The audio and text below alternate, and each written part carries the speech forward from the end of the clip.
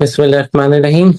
हम स्टार्ट कर रहे हैं history P1 May June 2024।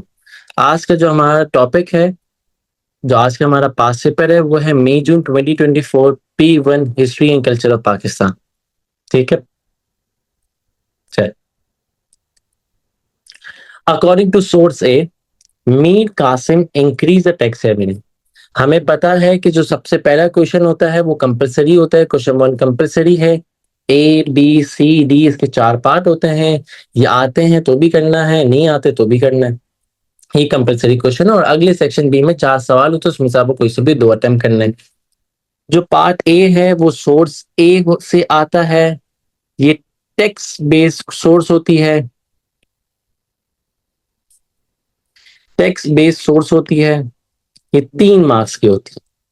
According to sources, Mir Qasim increased the tax revenue for Bengal. Identify 3 ways in which he did this. ठीक है, मीर कासिम ने tax revenue बढ़ाया बंगाल का। आइडेंटिफाई करें 3 तरीके कि ये क्यों करें। चलेंगे, ये कैसे करें, क्यों नहीं, कैसे करें। सोर्स ये पढ़ते हैं। Mir Qasim Nawab of Bengal of 1760। अच्छा, एक और बात आपको इंपॉर्टेंट बता दो। सोर्स ए करने का तरीका क्या है, इसमें से कोई से भी, जो पूरा आपको टेक्स्ट दिख रहा है, इसमें से कोई से भी 3 बातें आपको लिखनी है। आपको इसमें से कोई से भी 3 बातें उठा के लिख देनी, बस। डिट्टो कॉपी करनी है। आपको अपनी ओन वर्डिंग में अपना कुछ भी दिमाग यूज नहीं करना। हाँ, और मैंने आपको एक बार बताई भी, अगर इसको पूरा छाप दोगे तो आपको 2 नंबर मिलेंगे, पर ऐसा भी नहीं करना। आपको पूरे 3 नंबर चाहिए। और वो 3 नंबर लेने के लिए आप क्या करेंगे, आप इसमें से कोई से भी 3 पॉइंटर्स को उठा के लिखेंगे। आप पढ़ते हैं। Mir Qasim Nawab of Bengal from 1760 to 1763 was concerned about British corruption। अपनी वर्डिंग में ना लिखें, ना लिखें। लिख सकते हैं, पर अगर कुछ उल्टा सीधा हुआ तो मसला है, तो आपके मार्क्स काट लेगा। तो लिखना ही क्यों है, अपने दिमाग लगाने क्यों है, मेहनत ही क्यों करनी है।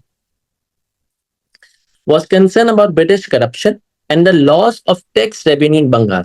अच्छा, he set about increasing Bengal's tax revenue by first reducing the amount of rent-free land and then by increasing the rate of land tax।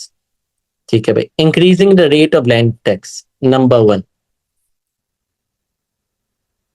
He also warned that anyone who refused to pay would be evicted। As a result, for the first time since the Battle of Plassey in 1757, state revenue increased remarkably, and the Nawab would pay his army and officials on time। अब सवाल क्या था, ये ध्यान से सुन लें। मेरा distinction के लिए आपको तकरीबन भी 150 में से 140 नंबर लाने होते हैं। इसके अराउंड कहीं पर भी डिस्टिंक्शन बन सकती। ठीक, सवाल था, अकॉर्डिंग टू सोर्स से Mir Qasim increase the tax rate of Bengal, identify 3 ways in which he did this। तो क्या होगा, हमारे आंसर क्या होगा। सबसे पहले रेट ऑफ लैंड टैक्स बढ़ाया था। फिर ये बोल रहा है reducing the amount of rent free land. ये दूसरा पॉइंट, या उसको पहला बोल दो, उसको दूसरा बोल दो। और दूसरा, also the anyone who refused to pay would be evicted।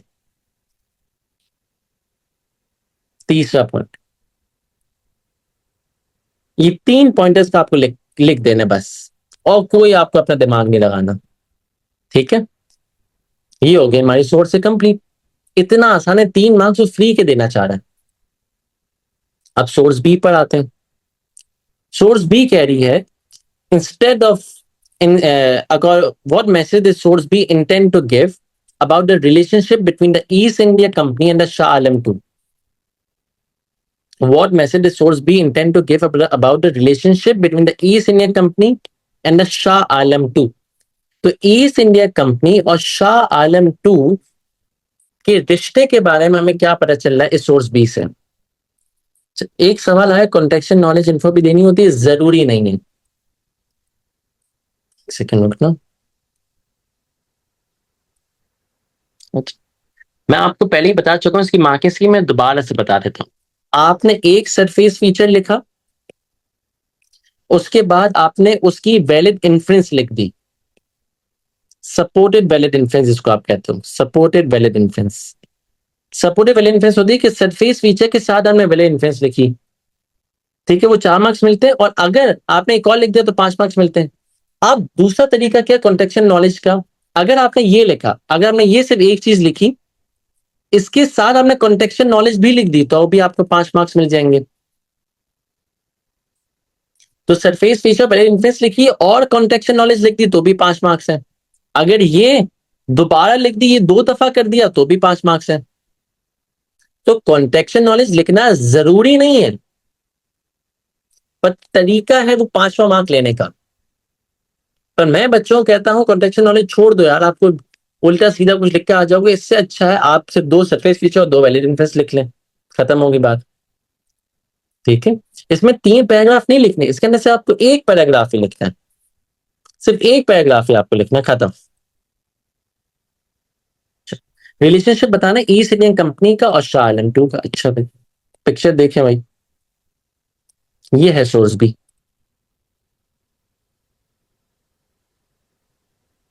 Surface feature, हाँ अब हम पिक्चर से देखते हैं, पिक्चर से हमें क्या दिख रहा है।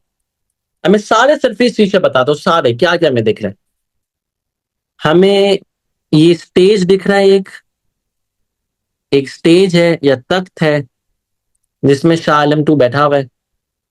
विजिटर नहीं है, ये कौन है, ये ईआईसी है, ये ईआईसी के लोग हैं। ठीक है, पीछे हमें ईआईसी का फ्लैग दिख रहा है, ब्रिटेन का फ्लैग दिख रहा है, यहां पर हमें मुगल्स के बंदे दिख रहे हैं। ये जो बीच में जो डॉक्यूमेंट है ये हमें दिख रहा है।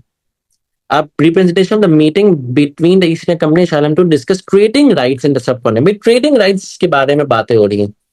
ठीक है भाई, ट्रेडिंग राइट्स के बारे में बातें हो रही हैं, तो ये ट्रेडिंग डॉक्यूमेंट ही होगा ऑब्वियसली, ऑब्वियस सी बात है ट्रेडिंग डॉक्यूमेंट होगा।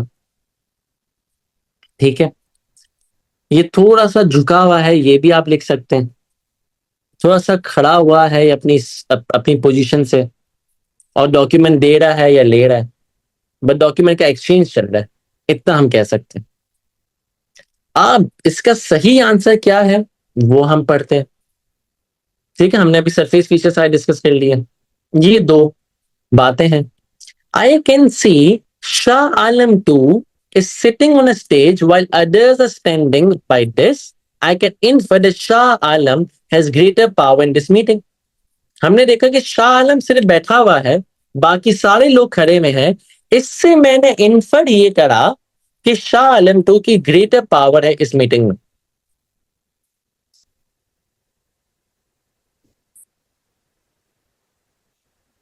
I can see Shah Alam and representative of EIC exchanging a document.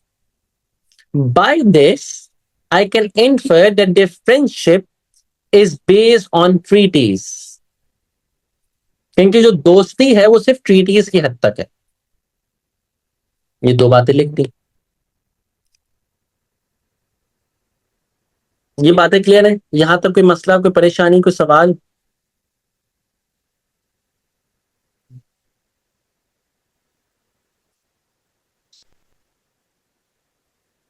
सही है, अब 1 का सी पढ़ते हैं।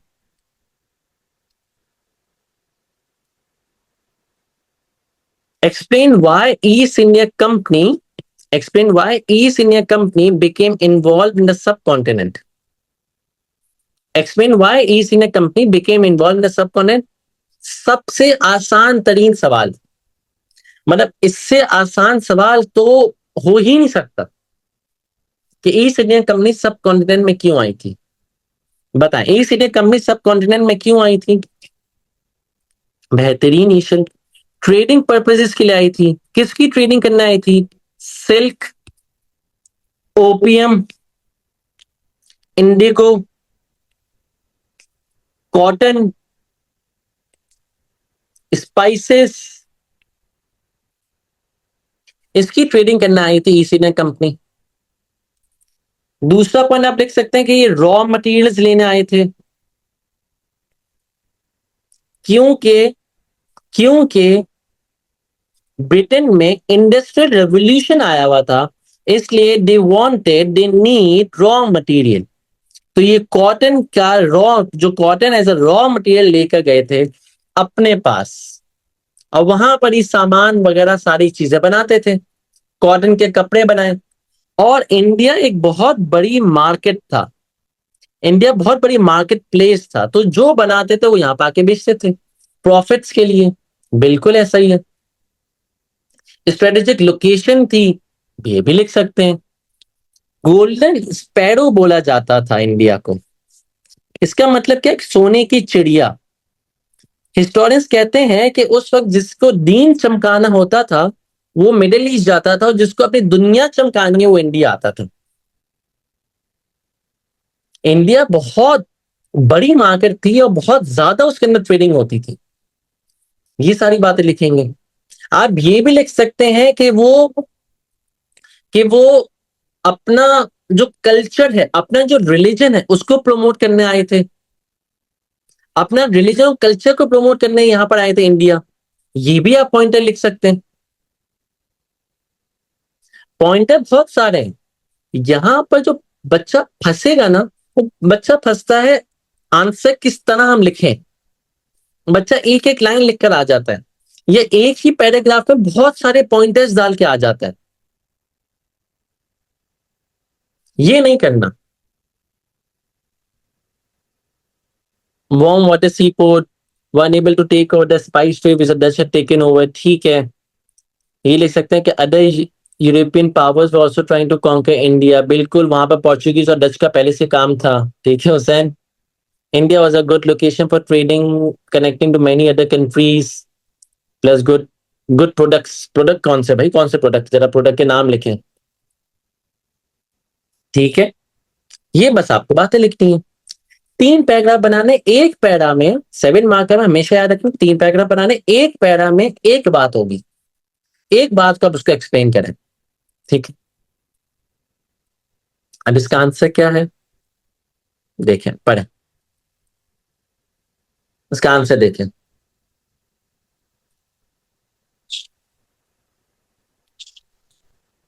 Trade seem profitable as India was a source of raw material such as spices, cotton, silk, indigo, opium. India was known as Golden Sparrow. Industrial Revolution in Britain need high quality cotton which was available in India. ये paragraph पढ़ के समझ में आ गया कि EIC India क्यों आए थे। India was a major source of wealth, the wealth of subcontinent appeal to the British a lot, specially Delhi. Delhi भाई इनको बड़ा अपील करता था। Vast riches demonstrating wealth such as peacock throne. Subcontinent provided huge market for the British to sell their goods and earn profit. Climate of the subcontinent was favorable for agriculture and produce cotton. Location of the subcontinent makes easier to trade with other countries, especially Middle East. एक और point क्या है, company was also wanted to westernise the Indians, the British believe that the western culture is superior, they thought themself the most civilised nation of the world. ये भी लिख सकते हैं। कोहिनूर, ठीक है।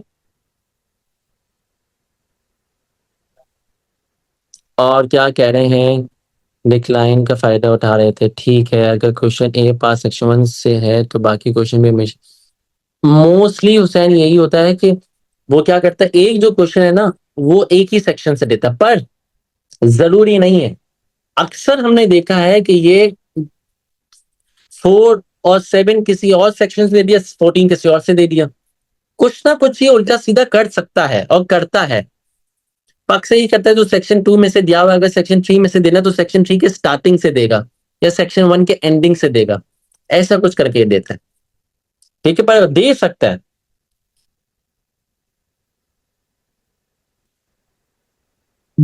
ठीक है, चले। अब 1 का सी सब तो क्लियर है, यहां तक सारी बातें क्लियर है, कोई मसला परेशानी दिक्कत तो नहीं, कोई सवाल तो नहीं।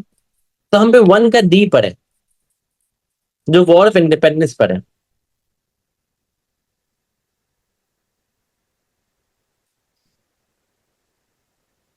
L1 L2 कुछ नहीं है भाई, L3 से स्टार्ट होगा आपका आंसर। ये पहला पैराग्राफ आपने लिखा, ये पहला पैराग्राफ में लिखा, यहां पर आपको L3 के 5 मार्क्स मिल गए।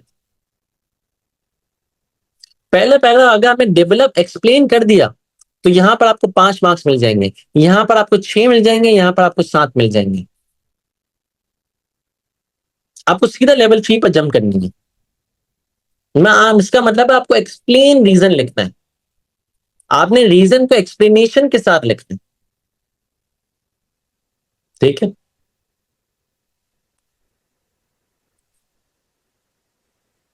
चल part D, political factors such as doctrine of lapse were more significant than economic factors. अच्छा, पॉलिटिकल फैक्टर जैसे कि डॉक्ट्राइन ऑफ लैब ज्यादा इंपॉर्टेंट थे, ज्यादा सिग्निफिकेंट थे than economic factor in the causing of war of independence. War of independence के causes का सवाल है, आपको दो बातें डिस्कस करनी है, एक पॉलिटिकल करनी है, दूसरी इकोनॉमिक करनी है। और कोई आपको मिलिट्री वगैरह आपको ज्यादा में नहीं जाना, ग्रीस कार्टेज वगैरह में आप नहीं जाओगे, ग्रीस कार्टेज ना पॉलिटिकल है ना इकोनॉमिक है। ठीक है, तो ये बात है। अब इसके आंसर में सबसे पहले पॉलिटिकल लिखोगे, फिर आप इकोनॉमिक लिखोगे।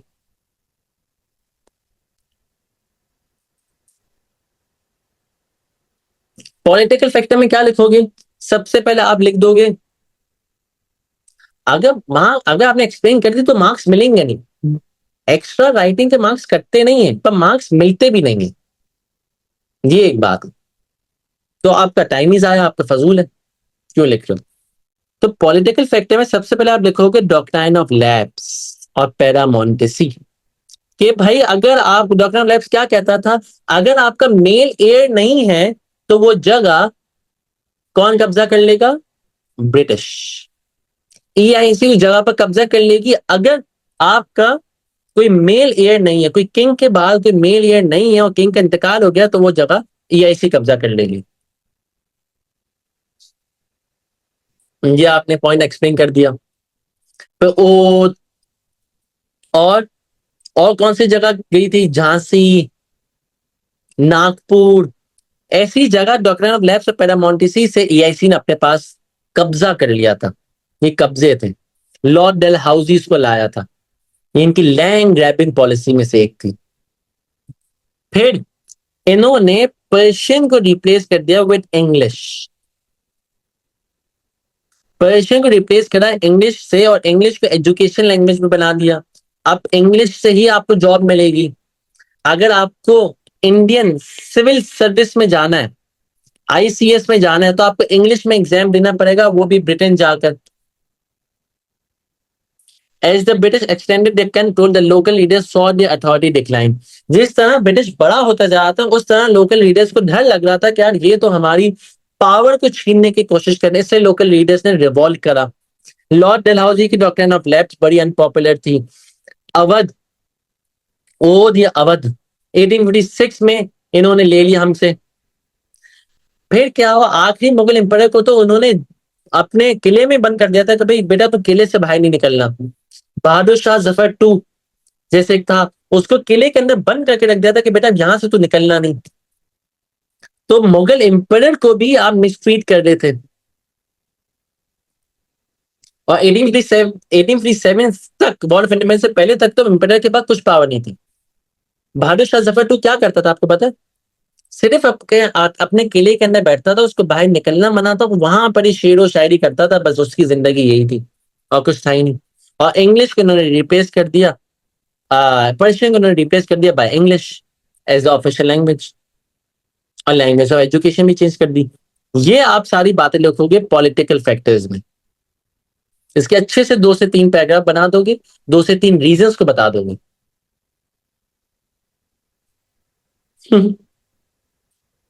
उस वक्त PS5 आया नहीं था ना, वरना बहादुर शाह जफर वो खेल लेता। इकोनॉमिक नहीं था, प्ले स्टेशन कंपनी नहीं थी।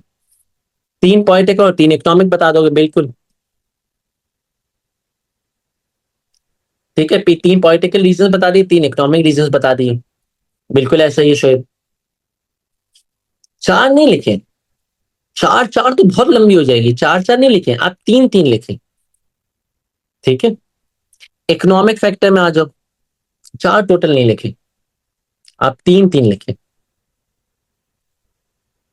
ठीक है, 2 2 से ना अगर कोई भी चीज आगे पीछे हुई तो आपके मार्क्स कट जाएंगे। और वो कहता भी है कि अगर आप एक व्यू को डिस्कस कर रहे हो, उसका अगर आपने एक रीजनिंग लिखी है तो 7 मार्क्स, दूसरी रीजनिंग लिखी है तो 8 मार्क्स, तीसरी रीजन लिखी है तो 9 मार्क्स। फिर वो ले आता है कि अगर डेवलप्ड है तो मैं 8 भी दे दूंगा, फिर 9 भी दे दूंगा, अगर ये है वो है, अगर मुझे डेवलप लगा, वो सारी इसके चोचले होते। तो इससे अच्छा अगर आप 3 रीजंस लिख दोगे ना तो आपको इजीली 7, 8, 9 मिल जाएंगे। फिर दूसरा जब व्यू बताओगे तो आपको 10, 11, 12 मार्क्स मिल जाएंगे। और फिर आखिरी में 13वां और 14वां मार्क ओपिनियन का होता है, अगर 14 मार्क्स का है। अगर आपके अगर आपका 10 मार्क्स का है तो आपको मिलता है 4, 6, 7 एक व्यू का, ओ 4, 5, 6 एक व्यू का, फिर 7, 8, 9 दूसरे व्यू का, और फिर कंक्लूजन के 10 मार्क्स, 10वां मार्क। तो आप टोटल 7 पैराग्राफ बना लें।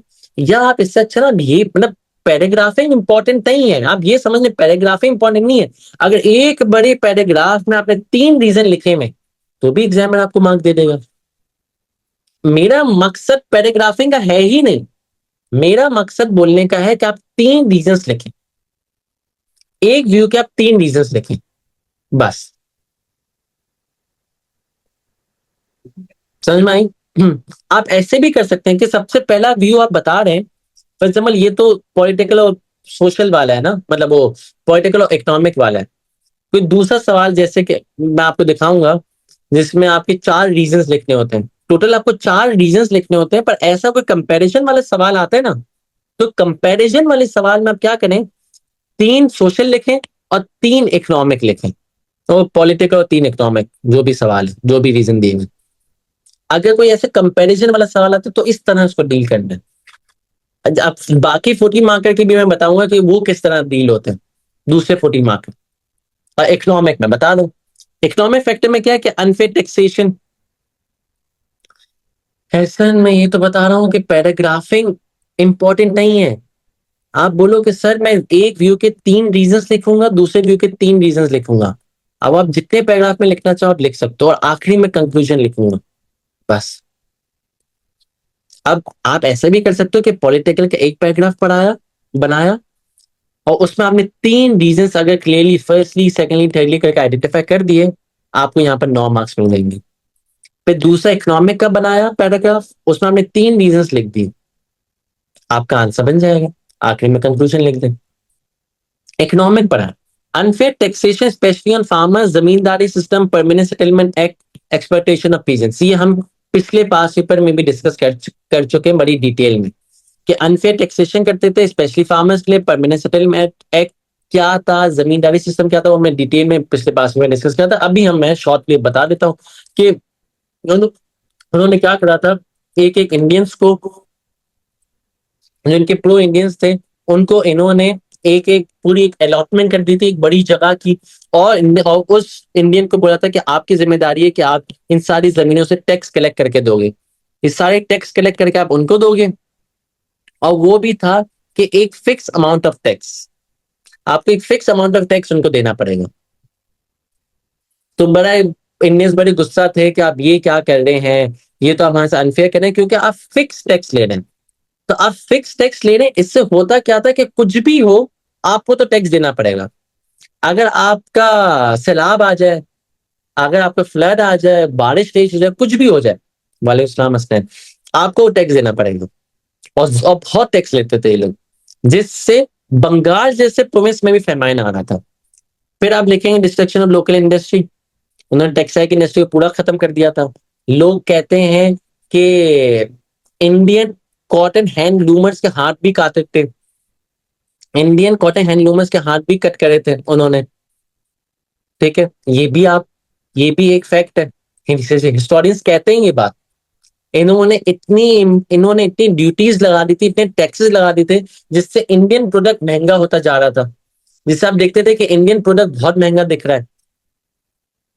इन्होंने कॉटन की एक्सपोर्ट को बैन कर दिया था कि सिर्फ कॉटन की एक्सपोर्ट हम करेंगे, आप नहीं कर सकते।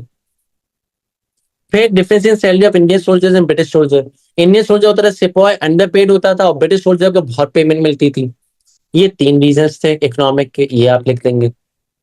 समझ में आ गया आपको क्या क्या बातें लिखनी है, कैसे लिखनी है, ये क्लियर है?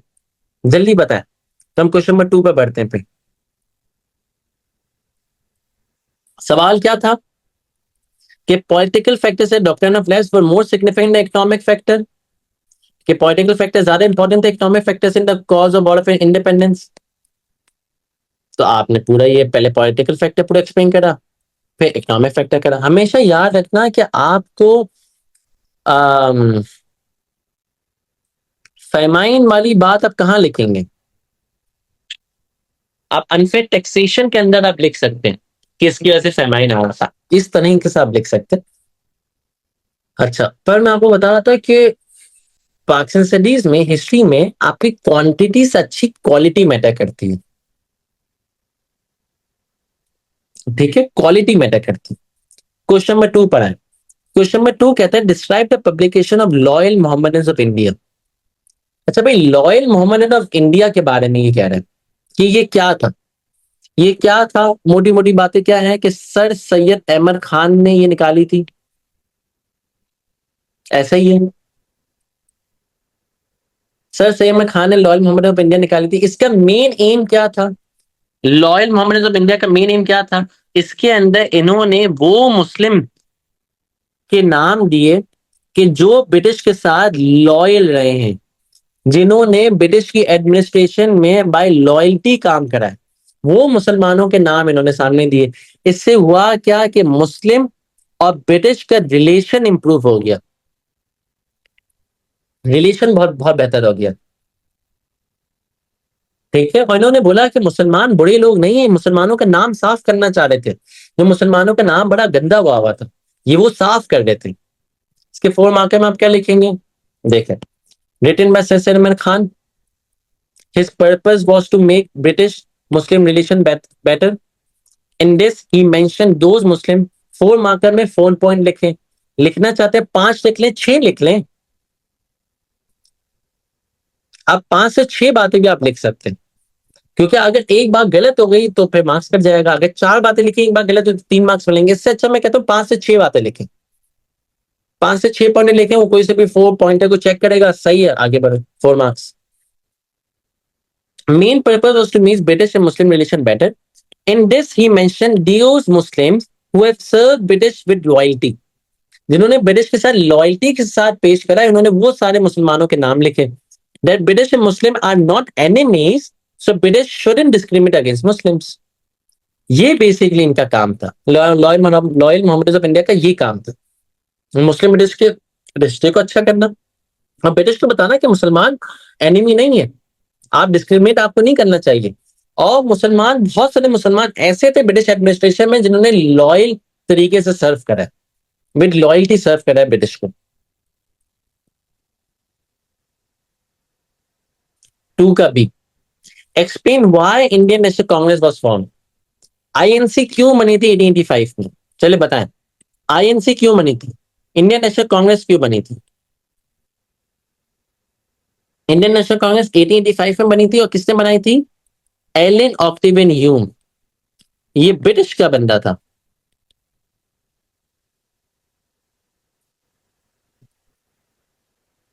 To raise concerns of India in political matters, बिल्कुल ऐसा ही है। यूनानिमस प्लेटफॉर्म फॉर इंडियंस, ये भी सही है। To unite Indians to gain political power, ये भी सही है। और क्या लिख सकते हैं? इंडियंस को एक प्लेटफॉर्म, एजुकेशन, एजुकेटेड इंडियंस को एक प्लेटफॉर्म देना। Indians knew that they can't compete military, so they decided to fight politically। ठीक है, to represent Indian demands to British, Indians did not have any party, सब relation better करने के लिए। अच्छा, ठीक है, मतलब आप लोगों को बेसिक कॉन्सेप्ट पता है कि आईएनसी क्यों बनी। तो ये 3 पैराग्राफ देख लो, 3 बेहतरीन paragraph. It needed, Hindus needed a political platform, need for a political platform for educated Indians, wanted a forum to express their views, discuss problems, and demand reforms from the British. Congress provided this platform कि educated एक अब class बन रही थी, क्योंकि अब education आ गई, westernisation आ गई, तो एक क्लास सिस्टम बन रहा था, जो एजुकेटेड क्लास बनती जा रही थी। तो जो एजुकेटेड क्लास है, उसको एक पॉलिटिकल प्लेटफॉर्म चाहिए था कि वो बातचीत तो कर सके, वो बातचीत तो करे ब्रिटिश के साथ। ब्रिटिश को अपने व्यूज तो बताए, अपनी डिमांड तो बताए कि यार ब्रिटिश मैं तो ये चाहता हूं। और कांग्रेस ने ये प्लेटफॉर्म दिया हिंदूज को, हिंदूज को नहीं बेसिकली इंडियंस को हिंदूज नहीं लिखेंगे। हाँ, इन्होंने ब्रिटिश ने क्यों बनाई थी, ये देखो। British wanted to control growing political unrest. Alien Octavian supported the formation of Congress. It allowed Indians to express their complaints peacefully, reducing the chances of rebellion against British rule. अरे बहुत चालाक है ब्रिटिश, आप क्या समझते हो? British ने INC क्यों बनाई कि ये पॉलिटिकल अनरेस्ट खत्म हो जाए, कि लड़ाई झगड़े ना करें, इनको कोई भी काम हो ये हमारी डिमांड से सिस्टमेटिकली तरीके से पहुंचाएं, डिमांड्स को सिस्टमेटिकली तरीके से पहुंचाना था, ये मेन बात थी, इसलिए कांग्रेस बनी थी। Indians wanted more representation in the government, legislative council, and decision making power. Congress aimed to achieve political reform through constitutional method and dialogue with the British. Indians क्या चाहते थे, मोर रिप्रेजेंटेशन चाहते थे गवर्नमेंट में, लेजिस्लेटिव काउंसिल में, decision making में। जब तक इनकी पॉलिटिकल पार्टी नहीं होगी, जब तक ये पॉलिटिक्स में घुस नहीं सकते, जब तक काउंसिल में जा नहीं सकते। तो कांग्रेस ने सोचा कि इससे हमें पॉलिटिकल रिफॉर्म में एक अचीवमेंट मिलेगी, हमारा एक पॉलिटिकल स्टेटस बढ़ेगा, और हम पे कॉन्स्टिट्यूशन बनाने के भी लायक रहेंगे, और हम ब्रिटिश को बोलेंगे कि हम ये चाहते हैं तो आप ये चीजें करें। इसलिए आईएनसी बनी थी। ये 3 रीजंस है। 7 मार्क है में आप 3 रीजंस लिखोगे बस। क्वालिटी लिखनी है, क्वांटिटी पर नहीं जाना, क्वालिटी लिखनी है। और एक पैराग्राफ में सिर्फ एक रीजन को एक्सप्लेन करें, तमीज से एक्सप्लेन करेंगे तो 4-5 लाइनों में भी हो जाएगा, और आपको मार्क्स मिल जाएंगे। यहाँ पर 5 मिलेंगे, यहाँ पर 6 मिलेंगे, यहाँ पर 7 मिलेंगे।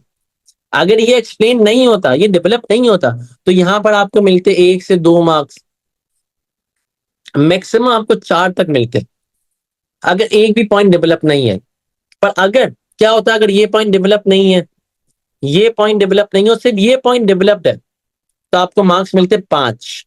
पहला और दूसरा आपका रिजेक्ट हो जाता, और आपको इसके डेवलप मार्क्स मिल जाते 5 मार्क्स। पर अगर आपका ये डेवलप्ड है, ये डेवलप्ड है, तो आपको 6 मार्क्स मिल जाएंगे। इसलिए मैं कहता हूं एक ट्रिक है, अगर आपको कुछ भी ना आता हो, अगर आप वो सोच रहे हो कि यार मेरे पास तो टाइम ही नहीं, मेरे पास सिर्फ 4 मिनट बाकी है और मैं क्या करूं, मेरे एक 7 मार्क बाकी है, तो 7 मार्क के 3 छोटे छोटे पैराग्राफ के बजाय आप एक अच्छा पैराग्राफ लिख दोगे ना, एक एक्सप्लेन रीजन लिख दोगे, आपको 5 मार्क्स मिल जाएंगे। ये एक टेक्निक है, ये एक ट्रिक है कि कुछ भी मुश्किल लग रहा हो तो एक रीजन ही लिख देना, 5 मार्क्स तो मिल जाएंगे, अगर एक्सप्लेन होगा तो। कितना आसान है, ठीक है। न मुगल एम्पायर, अल्लाह इतना आसान। 0448 आईजीसीएसई और 2059 जीसीई ओ लेवल, दोनों एग्जैक्टली सेम है। इन दोनों में कोई फर्क नहीं, दोनों का पेपर भी सेम आता है, सेम टाइम पर होगा, सेम पेपर आएगा, तो कुछ भी इसमें फर्क नहीं है। ये ओ लेवल और आईजीसीएसई दोनों की क्लास है, दोनों के लिए वैलिड है, क्योंकि दोनों का सिलेबस भी same. The Mughal Empire ended because its military power declined. How far do you agree with the statement?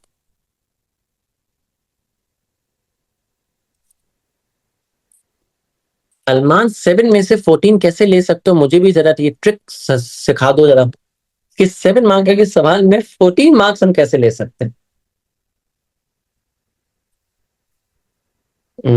समझे?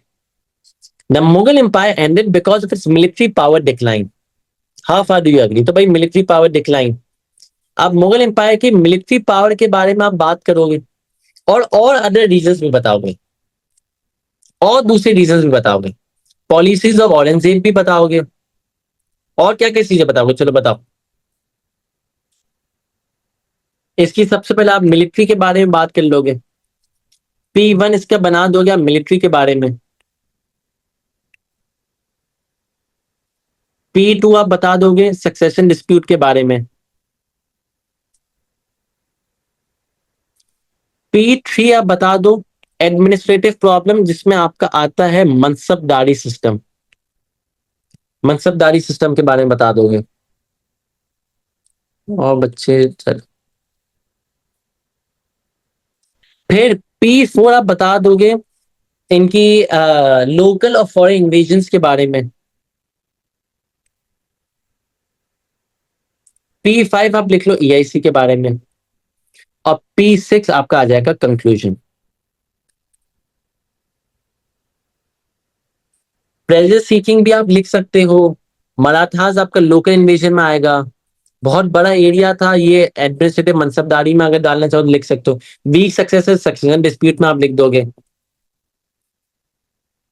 अब 14 मार्कर में आपको क्या करना है, मैंने 14 मार्कर में 3 रीजन नहीं बोले, 14 मार्कर में आपको मिनिमम 4 रीजन लिखने हैं।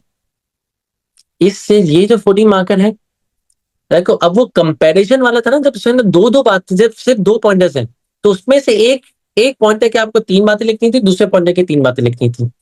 अब क्या आ गया, अब इसने सिर्फ एक रीजन दिया है और बोला है भाई आप इससे कितना अग्री करते हो। तो क्या करोगे आप, इसके बारे में एक पैराग्राफ बनाओगे, अच्छा सा पैराग्राफ बनाओगे। और मिलिट्री पावर के बारे में आपको 2 से 3 बातें करनी पड़ेंगी इस ही पैराग्राफ में। P1 में आप 2 से 3 बातें करोगे, आपको यहाँ पर 7 to 9 मार्क्स मिल जाएंगे। फिर आपने P2 में एक एक नया रीजन बताया, यहाँ पर आपको 10 मार्क्स मिल जाएंगे। मनसबदारी पर 11 मार्क्स मिल जाएंगे। लोकल फंड में 12 मार्क्स मिल जाएंगे। EIC मैंने इसलिए आपको लिखवाया एक एडिशनल बात, कि अगर आपने ऊपर सही एक्सप्लेन नहीं करी हुई चीजें, तो आपको EIC का अगर आपने अच्छा पैराग्राफ लिखा हुआ है तो वो आपका संभाल लेगा। वरना अगर आप यहाँ से मनसबदारी सिस्टम खा जाओ और EIC लिख दो, तो ये 4 रीजन हो गए, आखिर में कंक्लूजन लिख दो। तो जरूरी आपके है ना 14 मार्कर में, 14 मार्कर में जो जरूरी है वो आपको 4 रीजन लिखने।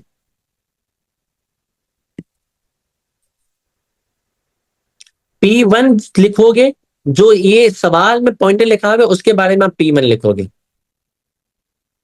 ठीक है। और मिलिट्री के बारे में आपको 2 से 3 बातें करनी पड़ेंगी, एक डेवलप एक्सप्लेनेशन बनानी पड़ेगी। 2 एक्सप्लेनेशन आप दे दें, एक एक्सप्लेनेशन से काम नहीं चलेगा, 2 से 3 एक्सप्लेनेशन देंगे तो आपको 8 से 9 मार्क्स मिलेंगे।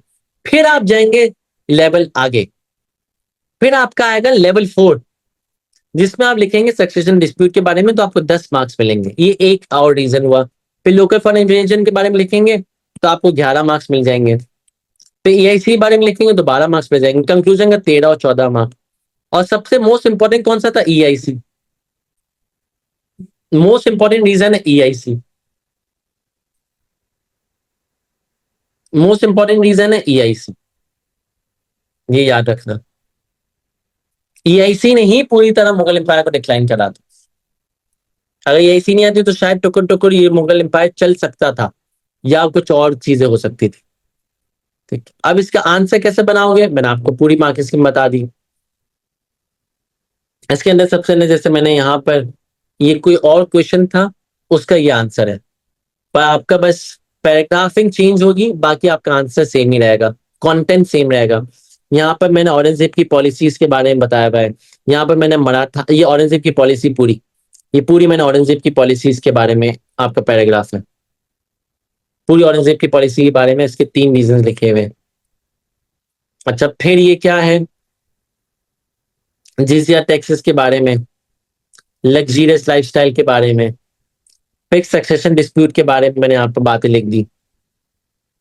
फिर एडमिनिस्ट्रेटिव वीकनेस लिख दी। मनसबदारी सिस्टम, मनसबदारी सिस्टम क्या था, मनसबदारी सिस्टम क्या था कि उन्होंने एडमिनिस्ट्रेटर्स अपॉइंट करे थे, मिनिस्टर्स अपॉइंट करे थे, प्रोविंशियल गवर्नर्स अपॉइंट करे थे, जो मनसबदार कहलाते थे। उन्होंने ही एम्पायर के अगेंस्ट रिवॉल्व करा, तो उन्होंने कहा था कि हम तो आपको अब टैक्स नहीं देंगे।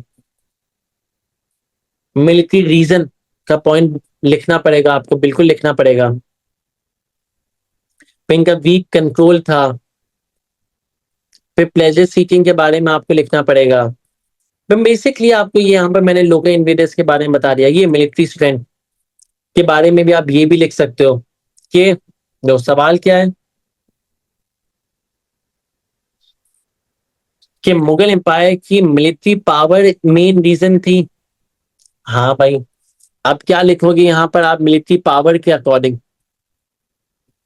मिलिट्री पावर में आप क्या लिख सकते हो कि इनके पास मॉडर्न वेपन्स नहीं थे,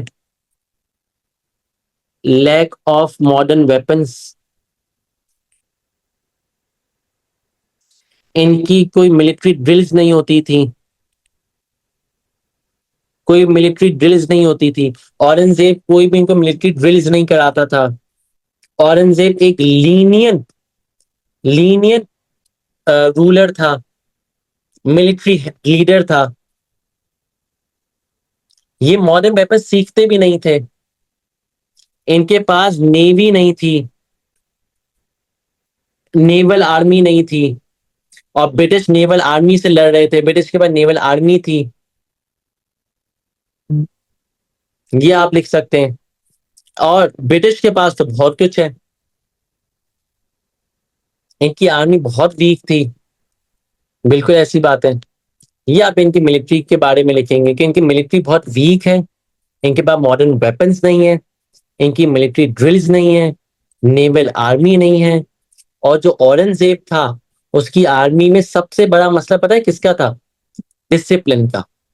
आर्मी जानी जाती है अपने डिसिप्लिन की वजह से, और इनकी आर्मी में डिसिप्लिन ही नहीं था। अगर कोई धोखा देता था, कोई चोरी करता था, तो औरंगजेब उसको माफ कर देता था।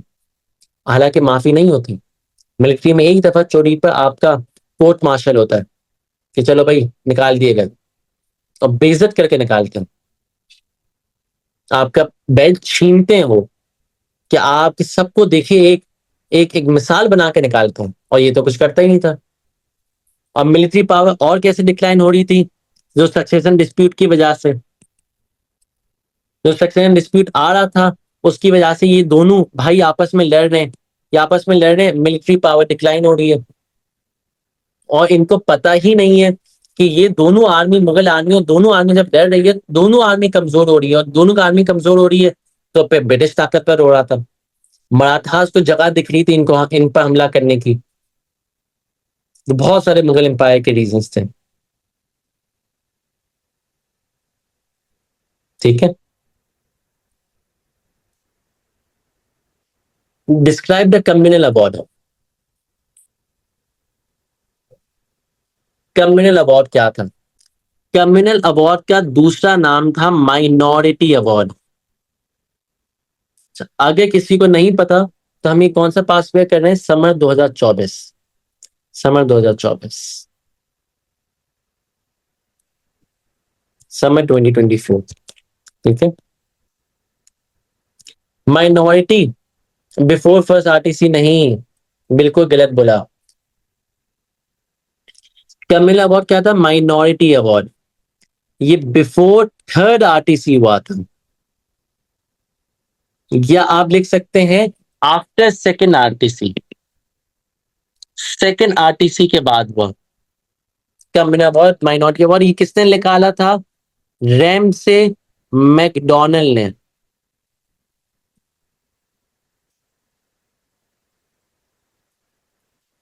रैम से मैकडोनल्ड ने निकाला था ये,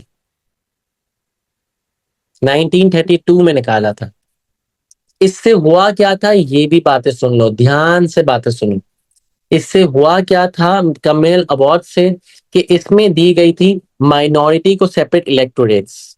यहां पे लिख देते हैं 1932, माइनॉरिटीज को दिए गए थे सेपरेट इलेक्टोरेट्स। और ऑन पेपर मुस्लिम्स की पंजाब और बंगाल में पॉपुलेशन को कम कर दिया गया था ऑन पेपर।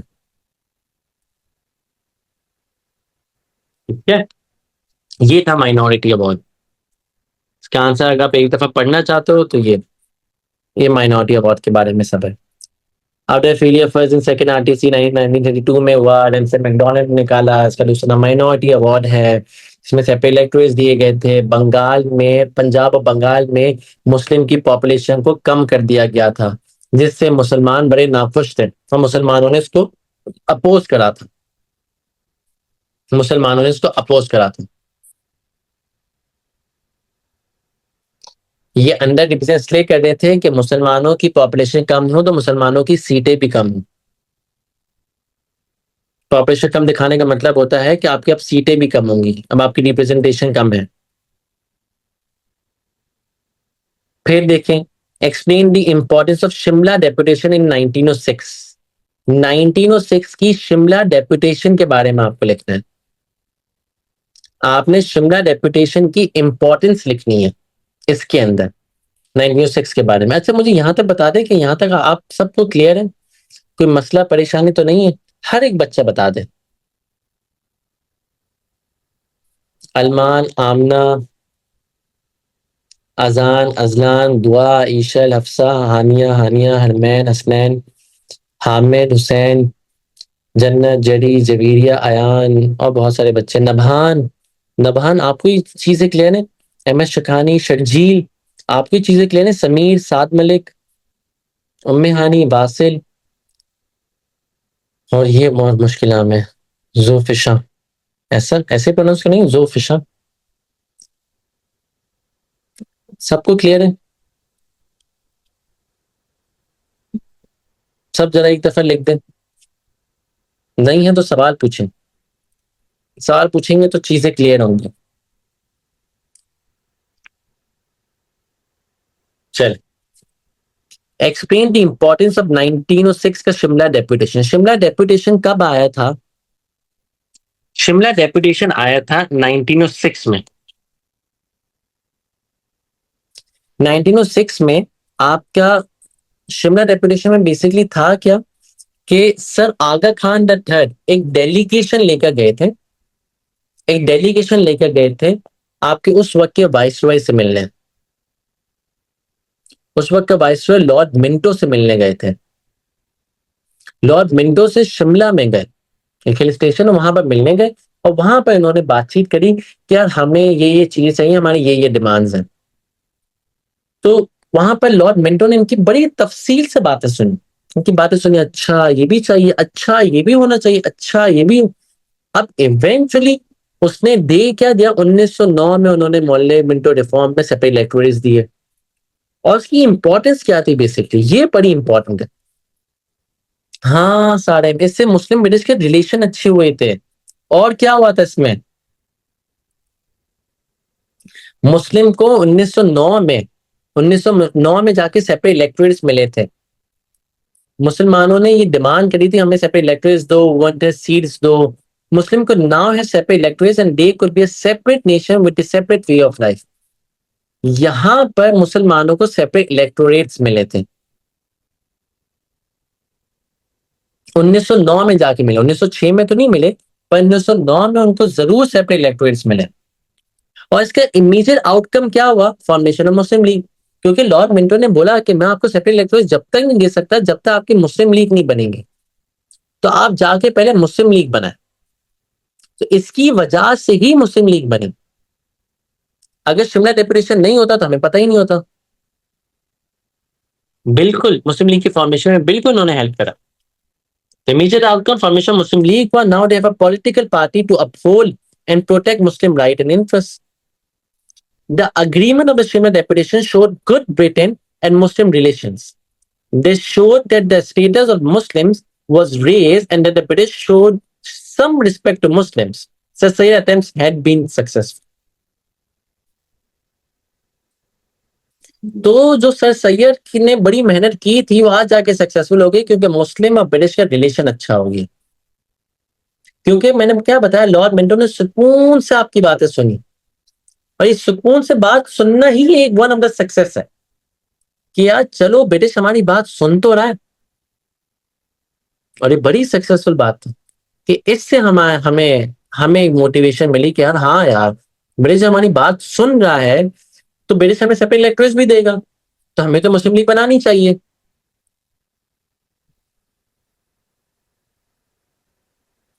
मोहल्ले में तो रिजेक्ट हिंदू से करे थे, मुसलमानों ने तो एक्सेप्ट करे थे। मुसलमानों के तो बहुत बेहतरीन था ये बात। कुछ बच्चे कह रहे हैं मैं कैमिनल अवार्ड दोबारा समझा दें, तो बेटा यहां से कैमिनल अवार्ड सुन लो। कैमिनल अवार्ड का दूसरा नाम है माइनॉरिटी अवार्ड। ये सेकेंड राउंड टेबल कॉन्फ्रेंस के बाद निकला, 1932 में निकला, रेम से मैकडोनल्ड ने निकाला। इसमें दो बातें थी कि माइनॉरिटीज को सेपरेट इलेक्टोरेट्स भी दे दिए उनको अलग से हक भी दे दिया कि आप अपनी वोटिंग राइट्स लें, अपनी पॉलिटिकल पार्टी बनाएं। दूसरा इनको क्या करा कि पंजाब और बंगाल में मुस्लिम की पॉपुलेशन ऑन पेपर कम कर दी गई। ऑन पेपर मुस्लिम की पॉपुलेशन कम कर दी गई। माइनॉरिटी कौन थे? मुस्लिम, सिख, ये दो माइनॉरिटीज थे, इनको सेपरेट इलेक्टोरेट्स दिए। ठीक है, माइनॉरिटी के बारे में मैंने दोबारा समझा दिया। अच्छा, अब आए ठीक है सी पर। टू व्हाट एक्सटेंट, किस हद तक was introduction Vande Mataram the main reason why Congress rule ended? तो कांग्रेस रूल के एंड का क्या मेन रीजन वंदे मातरम था? नहीं भाई, तो उसमें तीन बातें थी। इसके अंदर तीन बातें कौन सी थी? सबसे पहले थी आपकी विद्या मंदिर स्कीम। सबसे पहली बात है विद्या मंदिर स्कीम। विद्या मंदिर स्कीम ये आपकी कांग्रेस की रिलीजियस पॉलिसी थी। सवाल क्या है कि वंदे मातरम क्या मेन रीजन था कांग्रेस को जिसकी वजह से एंड, मतलब जिसकी वजह से मेन गुस्सा थे मुस्लिम्स? क्या अनपॉपुलर इसलिए था वंदे मातरम की वजह से? तो सिर्फ तीन रीजन थे, तीन पॉलिसीज थी। सबसे पहला है विद्या मंदिर स्कीम, जो इनकी रिलीजियस पॉलिसी थी। इसके अंदर इन्होंने क्या करा? इन्होंने अजान को बैन करा। अजान बैन हुई, अजान वॉज बैंड। फिर इन्होंने क्या करा? इन्होंने मस्जिदें तोड़ी, मॉस्क वर डिमोलिश। और मस्जिदें तोड़कर इन्होंने टेम्पल्स बनाए। विद्या मंदिर में इन्होंने मस्जिद तोड़ के टेम्पल्स बनाए। अजान को बैन करा, काउ स्लॉटरिंग को बैन करा। काउ स्लॉटरिंग को इन्होंने बैन करा। फिर दूसरी इनकी पॉलिसी क्या है? वर्दा स्कीम। वर्दा स्कीम इनकी एजुकेशनलिस्ट पॉलिसी थी, एजुकेशन पॉलिसी थी भाई। इसके अंदर क्या था कि इन्होंने हिंदी को एजुकेशन लैंग्वेज बना दिया। हिंदी को इन्होंने एजुकेशन लैंग्वेज करा। फिर इन्होंने चरखा, इन्होंने चरखा को कंपलसरी कर दिया कि भाई अब सब बच्चे चरखा चलाना सीखेंगे। फिर इन्होंने क्या करा?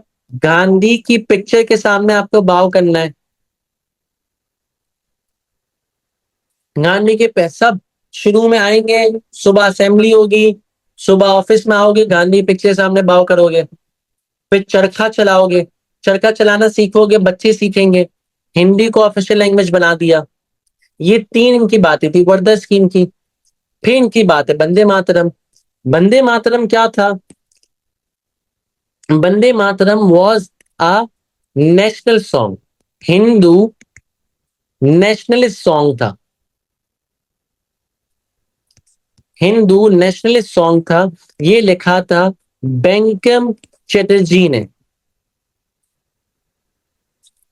बैंकम चटर्जी ने लिखा था।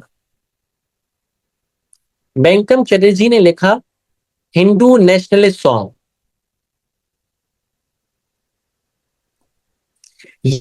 इसके अंदर इनकी हिंदू गॉडेस की प्रेज थी। और ये सब सुबह असेंबली में आएंगे, बच्चे आएंगे, बच्चे पढ़ेंगे, और ऑफिसेज में भी पढ़ा जाएगा। कोई भी सेरेमनी होगी तो हम सबसे पहले भाई वंदे मातरम पढ़ेंगे। बैंकम चटर्जी ने लिखा था। अब इसके अंदर मसला क्या है कि हिंदू गॉडेस काली, हिंदू की गॉडेस है काली माता, दुर्गा और सरस्वती, इनकी प्रेज थी। अब एज अ हिंदू आप पढ़ें, जो आपको करना है करें, उससे तो कोई गर्ज नहीं है। पर एज अ मुस्लिम तो हम नहीं पढ़ सकते। एज अ मुस्लिम अगर ये हम वंदे मातरम पढ़ेंगे तो ये हमारे रिलीजन पर खतरा है, ये तो हम शिर्क कर रहे हैं। और शिर्क करेंगे तो हमारे शिर्क की तो माफी नहीं है। तो मुसलमानों को ये खतरा था कि ये तो वंदे मातरम जबरदस्ती हमसे पढ़ा रहे हैं, और जबरदस्ती तो हमें पढ़ना ही नहीं है। मेन मसला ये था कि क्योंकि हिंदू गॉडेस यहाँ पे प्रमोट हो रही है, यहाँ पे प्रेज हो रही है, तो ये बातें तो हम पढ़ ही नहीं सकते।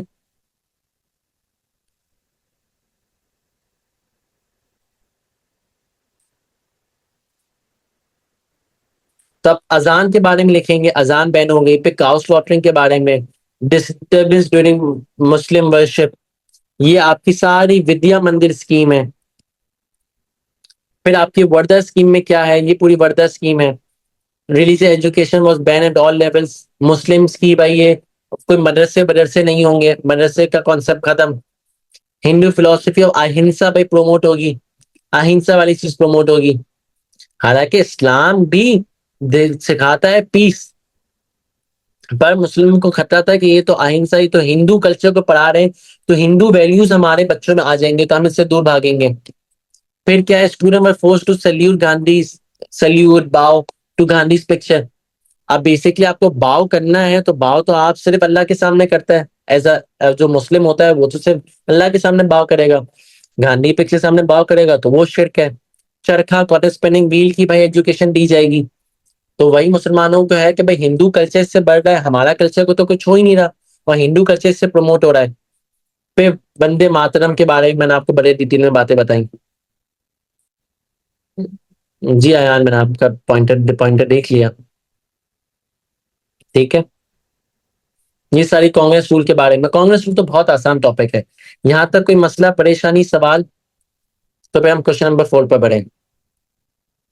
यहाँ तक कोई मसला तो नहीं है, कोई प्रॉब्लम तो नहीं है।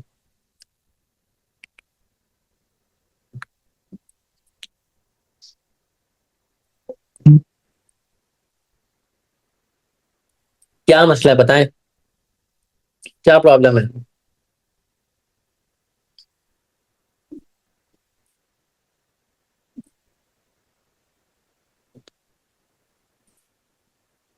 क्लियर है, उसको लॉयल लॉयल मोहम्मद जब इंडिया तो बात समझते हैं, वो एंड में पे हम समझ लेंगे।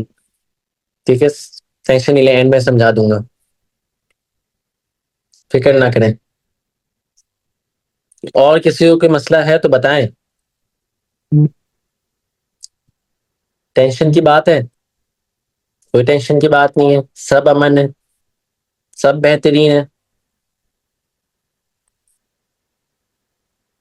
जरी बैंकिम चैटर्जी नाम के बंदे ने लिखा था, एक बंगाली राइटर था।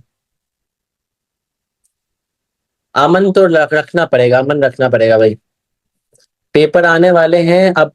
अमन रखें पर मेहनत जरूर करें, मेहनत बहुत ज्यादा करें, मेहनत करें बस, दिन रात एक कर दें। अच्छा भाई, 1 यूनिट स्कीम, इसके अंदर मिर्जा की। जी असलान, मैं पूरा पेपर करवा रहा हूँ, 4 भी करेंगे 5 भी करेंगे।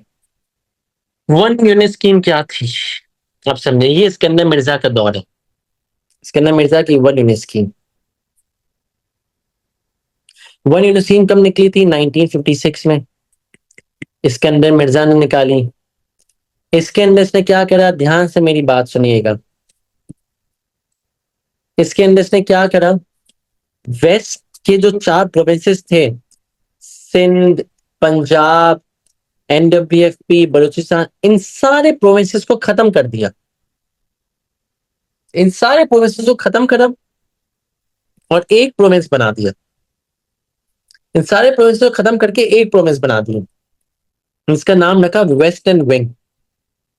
ईस्ट पाकिस्तान को बना दिया ईस्टर्न विंग। तो इन्होंने प्रोविंसेस खत्म कर दी और एक एक बस प्रोविंस बना दिया, ये ईस्टर्न विंग है, ये वेस्टर्न विंग है, खत्म, और कुछ नहीं है, और कुछ नहीं होगा, ईस्टर्न और वेस्टर्न विंग। ये बनी उन्हें पॉलिसी में इन्होंने काम करा। इन्होंने बोला कि नेशनल असेंबली में ईस्टर्न और वेस्टर्न विंग की दोनों की इक्वल सीट्स होंगी, 50-50% सीट्स होंगी। जहां पर बंगाली को आग लगी, अब बंगाली यहां पर हुआ गुस्सा, नाराज हो गया बंगाली। बंगाली कह रहा है कि क्योंकि हम तो हैं 55% और आप लोग वहां पर हो 45%, तो हमारी सीट होनी चाहिए 45, आपकी सीट होनी चाहिए, हमारी सीट होनी 55 और आपकी सीट होनी चाहिए 45। तो माजरत के साथ इसको हम डिसएग्री करते हैं, इससे हम बेहद डिसएग्री हैं, क्योंकि इक्वल सीट्स नहीं होंगी। हम क्योंकि 55% पॉपुलेशन कंट्रीब्यूट करते हैं और आप 45% पॉपुलेशन कंट्रीब्यूट करते हो, तो आपकी होनी चाहिए seat equal to your population, 50-50 नहीं होगी।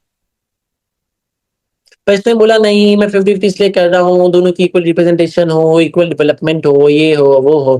पर बंगालियों ने इसको रिजेक्ट करा। बंगालियों ने इसको बिल्कुल सख्त नफरत करी बंगाली ने इससे।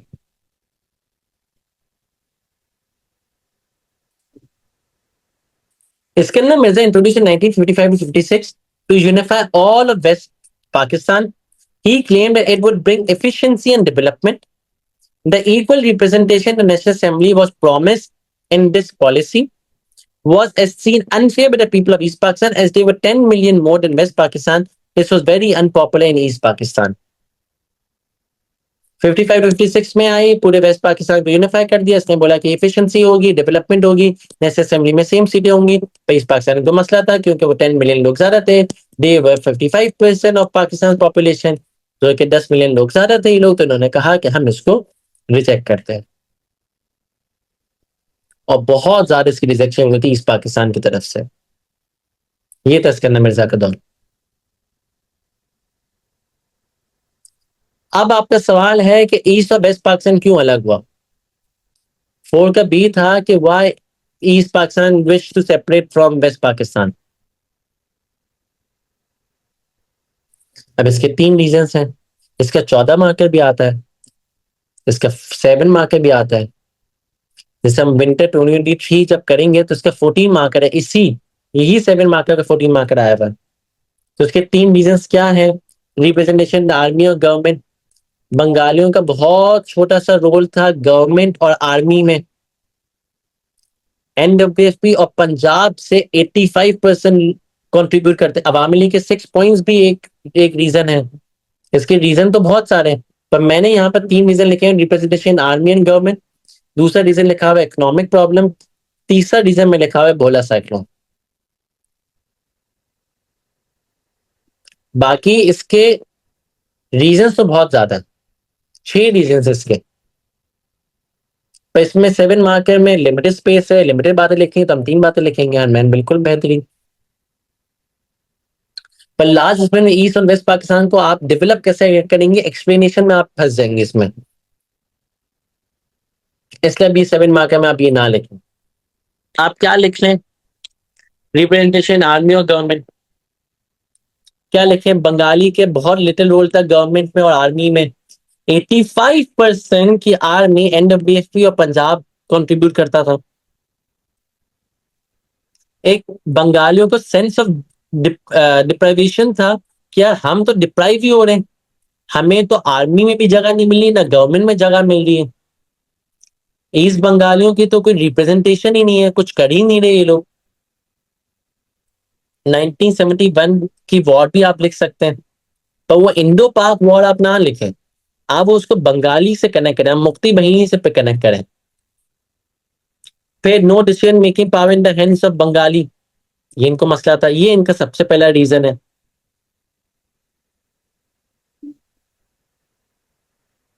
ठीक है।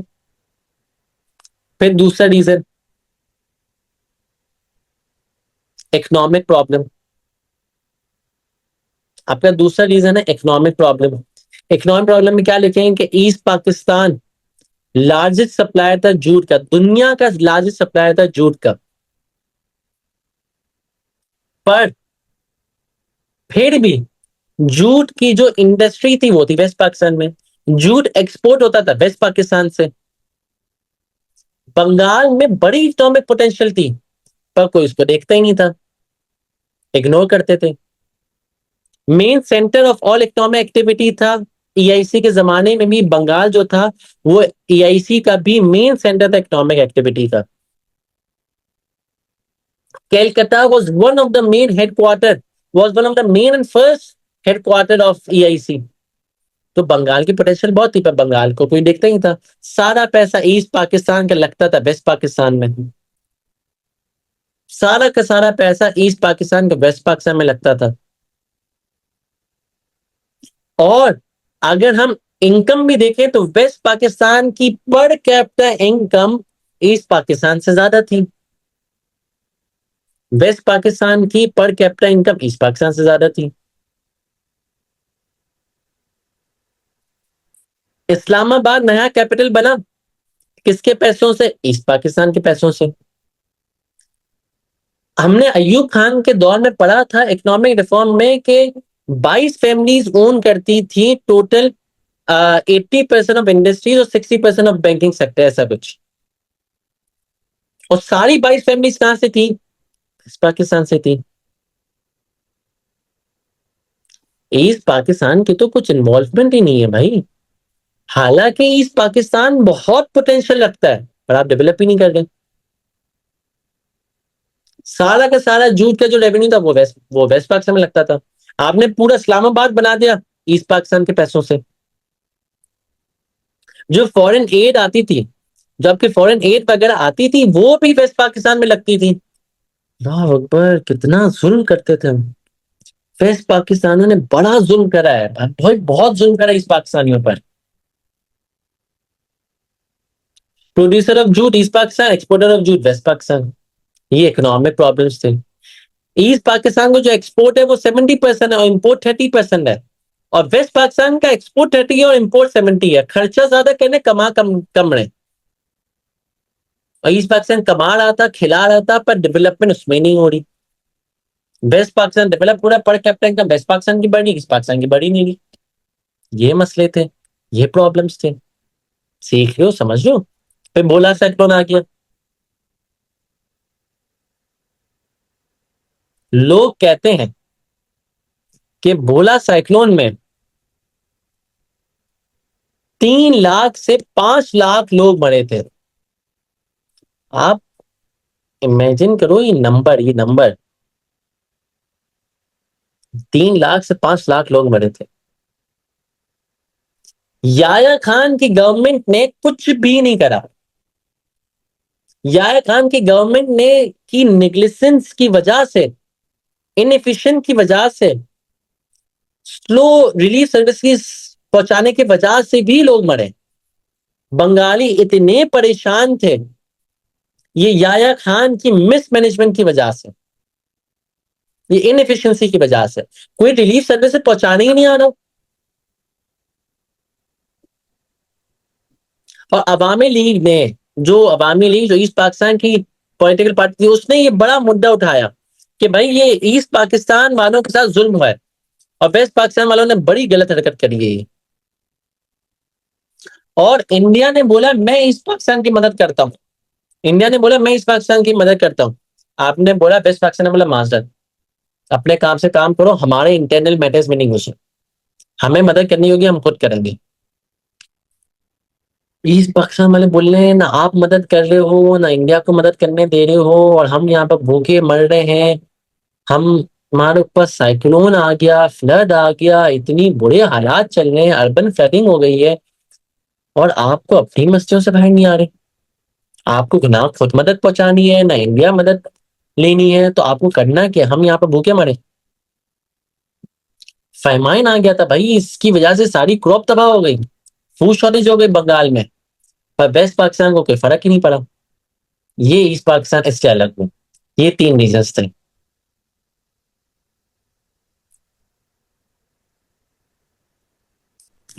फोर का सी, पाकिस्तान और चाइना के रिलेशंस। फोर का सी, पाकिस्तान और चाइना के रिलेशंस।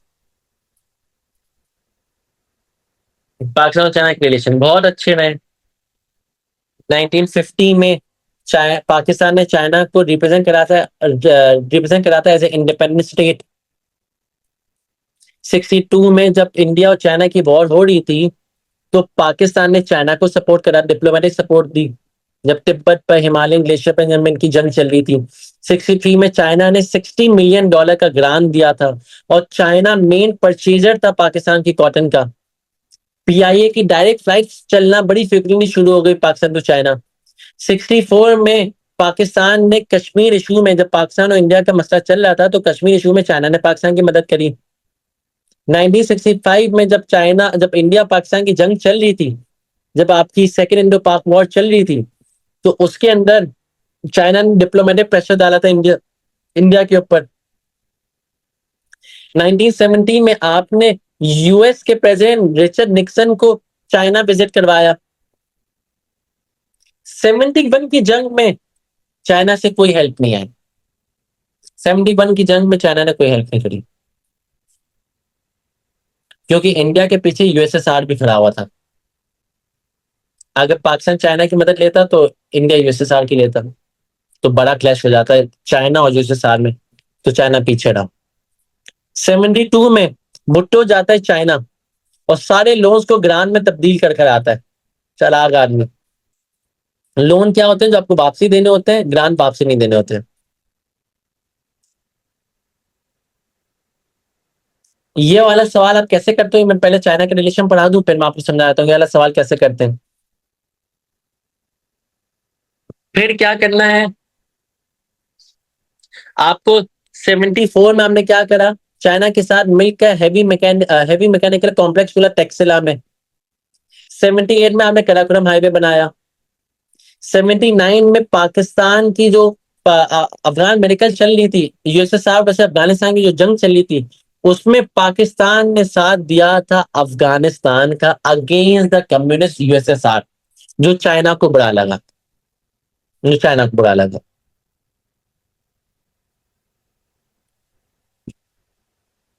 फिर 86 में जिया जाता है चाइना और न्यूक्लियर कॉपरेशन ट्रीटी साइन करके आता है। 96 में चाइनीज प्रेसिडेंट, ये नाम पढ़ ले भाई, चाइनीज प्रेसिडेंट आता है पाकिस्तान, बड़ा सक्सेसफुल था। 98 में चाइना ने पाकिस्तान के न्यूक्लियर टेस्ट को क्रिटिसाइज करा।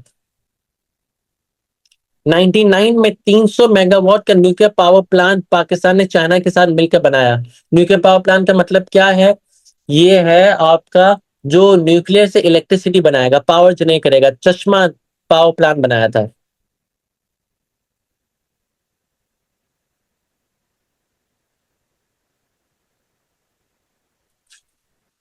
ये क्लियर है? इन सवालात में आपको कैसे करना होता है, ये मैं आपको बता देता हूँ। जब ऐसे कोई क्वेश्चन आते हैं तो सबसे पहले आप P1 लिखें, सक्सेस का। इसके अंदर आप कोई से भी 2 से 3 सक्सेस बता दें और आखिरी में इंपैक्ट बता दें कि भाई सक्सेस था कि फेलियर था और क्यों था, क्यों सक्सेस और फेलियर था। फिर P2 में आप लिख लें सक्सेस, इसमें भी 2 से 3 बातें बता दें सक्सेस की और इम्पैक्ट लिख लें कि ये क्यों सक्सेस थी, ये सारी बातें। P3 में आप लिखें फेलियर। पाकिस्तान और चाइना के फेलियर बड़े कम है, एक ये है, एक ये है और एक ये है। ये 3 फेलियर है पाकिस्तान चाइना के। तो आप एक ही पैराग्राफ में बल्ले लिख दें, या अगर आप 2 पैराग्राफ बना सकते हैं तो 2 पैराग्राफ फेलियर के बना दें। फिर P5 में आप दे दें इवेल्युएशन या कंक्लूजन कि पाकिस्तान और चाइना का रिलेशन सक्सेस था, हाँ बहुत सक्सेसफुल था। हमेशा चाइना पाकिस्तान के साथ खड़ा रहा और पाकिस्तान चाइना के साथ खड़ा रहा।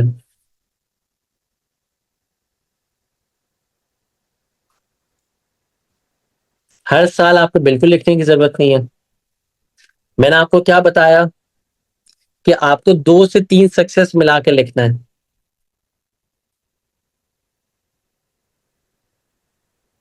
2 से 3 सक्सेस मिलाकर आपको एक पैराग्राफ बनाना है।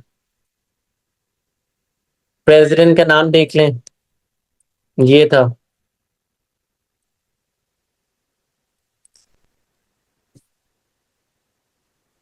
समझ में आया? इस तरीके से आंसर हो। अब कोई मसला है तो मुझसे पूछ लें, कोई प्रॉब्लम है तो मुझसे पूछ लें। बताएं क्या सवाल है।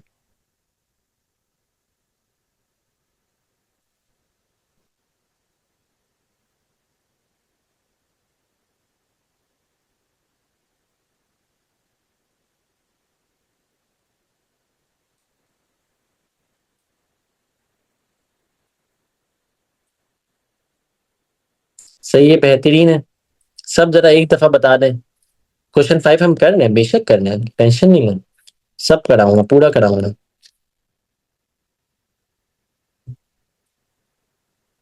सी पैक नहीं, सिर्फ 1999 तक चीज आएंगी। बिल्कुल, तभी सी पैक नहीं आएगा क्योंकि आपकी हिस्ट्री ही सिर्फ 1999 तक है ना। आप लिख सकते हैं सी पैक, तो उसके लिए आपको 2 साल वेट करना पड़ेगा क्योंकि 2 साल में सिलेबस चेंज हो रहा है। Question number 5, last question, summer 2024 का। उफ,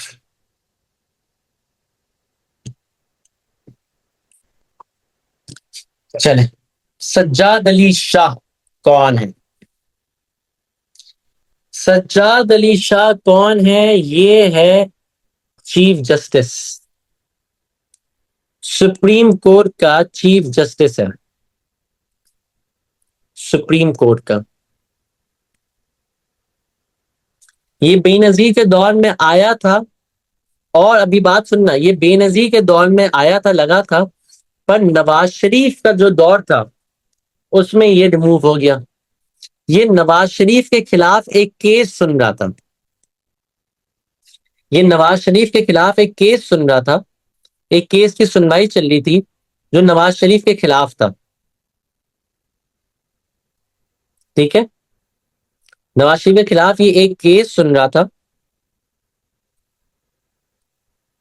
और फिर हुआ क्या कि इसकी में इस केस के दौरान सुप्रीम कोर्ट के अंदर, सुप्रीम कोर्ट के अंदर जाकर इस पर फायरिंग होती है, इस पर फायरिंग होती है।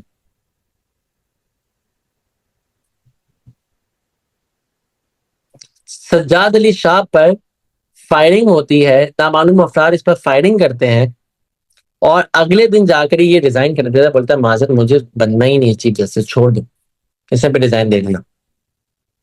ये था सज्जाद अली शाह का रोल। 4 पॉइंट में कौन से लिखोगे? चीफ जस्टिस था, 1994 में बना था, बेनजीर भुट्टो के दौर में बना था, कॉन्फ्लिक्ट चल रहा था नवाज शरीफ के साथ। नवाज शरीफ ने इसको बोला भी कि भाई ये केस को छोड़ो, पर इसने बोला मैं केस नहीं छोड़ूंगा। फिर फाइनली इस ये केस की सुनवाई हुई नहीं, और फिर इस पर अटेम्प्टेड मर्डर भी हुआ। पता नहीं किसने कराया था, मुझे नहीं पता किसने कराया था, नामालूम अफराद थे बस कोई, बाकी आप समझदार हैं। ठीक है, he was force to postpone a case against Nawaz Sharif, फिर इसने इसने रिजाइन दे दिया 97 में, एक सेकेंड, 1997 में से रिजाइन दे दिया, और इसकी जगह आया था अजमल मियां, इसकी जगह आया था अजमल मियां। ये नवाज शरीफ का आदमी था अजमल मियां। अच्छा, 5 का बी,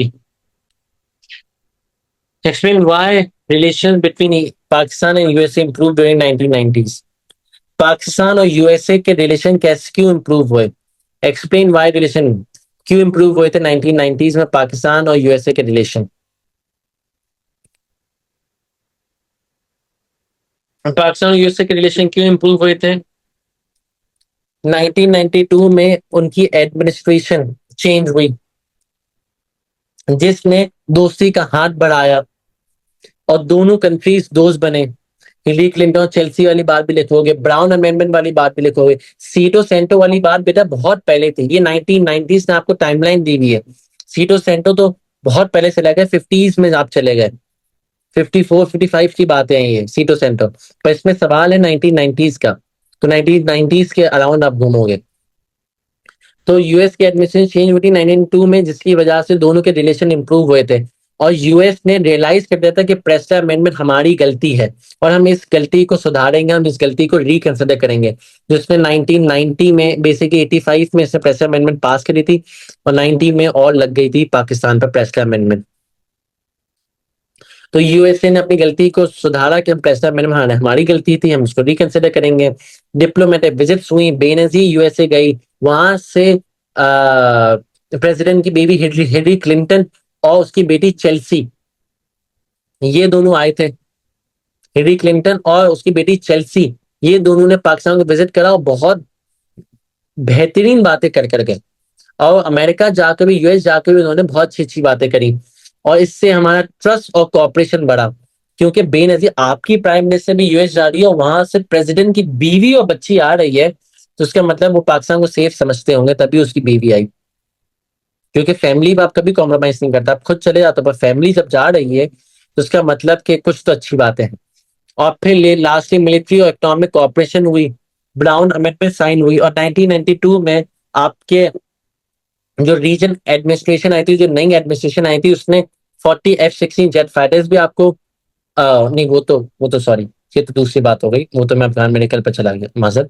लास्टली मिलिट्री और इकोनॉमिक कोऑपरेशन हुई, जिसमें आपकी ब्राउन अमेंडमेंट साइन हुई थी, और इसमें भी आपको F-16 जेट फाइटर्स मिले थे। इसमें कौन से जेट फाइटर्स मिले कि आप ना 90s में आप पेमेंट कर चुके थे F-16 जेट फाइटर्स की, और फिर यूएस ने आपको देने से मना कर दिए थे। F-16 जेट फाइटर्स की आप पेमेंट कर चुके थे, पर यूएस ने फिर आपको देने से मना कर दिए थे। पेमेंट करने के बावजूद फिर जब ये ब्राउन अमेंडमेंट साइन हुई, तो यूएस ने बोला अच्छा अच्छा, वो पैसे हमारे पास पड़े हैं, हम आपको F-16 जेट फाइटर्स देते हैं, और फिर यूएस ने हमें दे भी दिए, और 388 मिलियन वर्थ ऑफ हमें मिलिट्री इक्विपमेंट दिया था। मिलिट्री इक्विपमेंट हमें दिया था वर्थ ऑफ 388 मिलियन। ठीक है। इसलिए पाकिस्तान और यूएस के रिलेशन अच्छे हुए कि यूएस में सबसे सबसे पहले तो आपकी वो चेंज हुई, एडमिनिस्ट्रेशन चेंज हुई, जिससे जिसने बोला कि हमसे प्रेस्टा अमेंडमेंट, हमारी ये गलती थी। फिर डिप्लोमेटिक विजिट्स हमारे हुए, यहाँ से बेनजीर जा रही है, वहां से हिलरी क्लिंटन उसकी बेटी आ रही है, ट्रस्ट और कॉपरेशन बढ़ा, मिलिट्री और इकोनॉमिक कॉपरेशन हुई, ब्राउन अमेंडमेंट साइन हुई, F-16 जेट फाइटर्स मिले, और $338 मिलियन की आपकी worth of military equipment USA ने आपको दी। अब आखिरी सवाल, 5 का C, the main impact of Afghan medical in Pakistan during Zia presidency was an economy. तो अफगान मेडिकल का सबसे बड़ा इम्पैक्ट इसकी इकोनॉमी पर पड़ा था कि नहीं पड़ा था? अफगान मेडिकल का इम्पैक्ट सिर्फ लिखना है, और जिया की पॉलिसी को कोई डिस्कस नहीं करना। जिया की कोई पॉलिसी नहीं आएगी, सिर्फ अफगान मेडिकल के अराउंड ही आपका आंसर घूमता रहेगा। ठीक है, अफगान मेडिकल के अराउंड ही आपका आंसर घूमेगा। तो अफगान मेडिकल की सबसे पहले इकोनॉमिक प्रॉब्लम लिखेंगे कि इकोनॉमिक प्रॉब्लम्स क्या हुई, और फिर आप मिलिट्री लिखेंगे, फिर सोशल लिखेंगे, फिर पॉलिटिकल लिखेंगे। अच्छा भाई, इकोनॉमिक क्या अच्छी बातें हुई, क्या बुरी बातें हुई, ये दोनों बातें आपको लिखनी है। वैसे तो मैं समझता हूँ अफगान मेडिकल से इकोनॉमिक तो बहुत बेनिफिट मिला था, नुकसान भी हुआ था पर बेनिफिट भी बहुत मिला था। अगर आपको याद हो तो अफगान मेडिकल में यूएस ने आपसे एक डील साइन करी थी कि अगर आप अफगान मेडिकल में यूएस का साथ देते हो, अफगानिस्तान में उसके वेपन्स वगैरह पहुंचाते हो, और मिलिट्री में जरा साथ देते हो, जरा आप अपने लोगों को अपने लोग पहुंचाते हो वहां पर अफगानिस्तान में, तो यूएस आपको $4.2 बिलियन देगा। सबसे पहले मिलियंस ऑफ डॉलर्स की बात हुई थी, कुछ $325 मिलियन की बात हुई थी, पर जियाउल हक ने बोला दीज आर ओनली पीनट्स। बोला ये तो सिर्फ पीनट्स है भाई, मुझे तो मेन बेनिफिट चाहिए। तो जिया ने फिर नेगोशिएट करी और $4.2 बिलियन का पैकेज दिया था यूएस ने आपको 1986 में, जिससे आपकी इकोनॉमिक ग्रोथ में जब $4.2 बिलियन आपके पास आए तो फॉरेन एक्सचेंज भी बढ़ा। ये पैसा इंफ्रास्ट्रक्चर पर खर्च हुआ, ये पैसा इंडस्ट्री पर खर्च हुआ, ये पैसा डेवलपमेंट पर खर्च हुआ, प्रोजेक्ट्स पर खर्च हुआ। अयान, ये आप सोशल मसले बता रहे हो, ये अभी अपने पास रखो, सोशल मसले पर तो बताना। जीएनपी जियाउल हक के दौर में 6.2% से बढ़ी थी, बहुत बेहतरीन बात है। वर्ल्ड की one of the highest GDP थी। आपके फॉरेन एक्सचेंज के रिजर्व्स बढ़े, डॉलर्स का इन्फ्लक्स आना शुरू हुआ, डॉलर्स आना शुरू हुए। पर इसका मसला क्या था कि जितने पैसे आपने लिए थे, हमेशा बताऊं एक बात है, भिखारी जो होता है ना, जो बेगर होता है, वो भीख मांगना छोड़ ही नहीं सकता। बहुत मुश्किल चीज है भीख मांगना छोड़ना। पता है क्यों?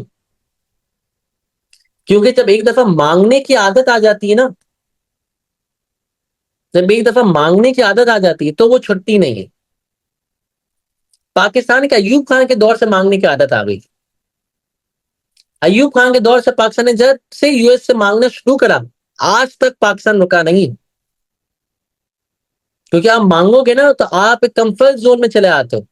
पाकिस्तान ने अयूब खान के दौर में मांगा, पाकिस्तान ने इसके बाद जियाउल हक के दौर में मांगा, हर दौर में आपको एड मिली है। क्योंकि एड के बगैर आप चलते ही नहीं थे। अयूब खान की गवर्नमेंट, अयूब खान की हमने पॉलिसी देखी थी, तो इकोनॉमिक पॉलिसी कितनी बूम पर थी। अयूब खान में ये हुआ, ये सब क्यों हो रहा था? क्योंकि फॉरेन फॉरेन एड आ रही थी। यूएस अयूब खान को बहुत सपोर्ट कर रहा था, जिया को सपोर्ट करा, $4.2 बिलियन दिए। तो यही तो एड आ रही है। जब एड आ रही है तो 6.2% जीएनपी बढ़ रहा है। एड आना जैसे ही बंद हुई, जीएनपी नीचे, इकोनॉमी नीचे, इकोनॉमी में डाउनफॉल। क्योंकि आपने तो सिर्फ फॉरेन एड से अपने आप को चलाना सीखा। ये मसला था, फॉरेन डिपेंडेंसी बढ़ गई। ये थे पूरे impact on economy. Political impact क्या थे? आपने जब अफगानिस्तान को सपोर्ट करा तो अफगानिस्तान के साथ रिलेशन अच्छे हुए, यूएस के साथ वीआईपी रिलेशन हो गए, पर यूएसएसआर के साथ नीचे।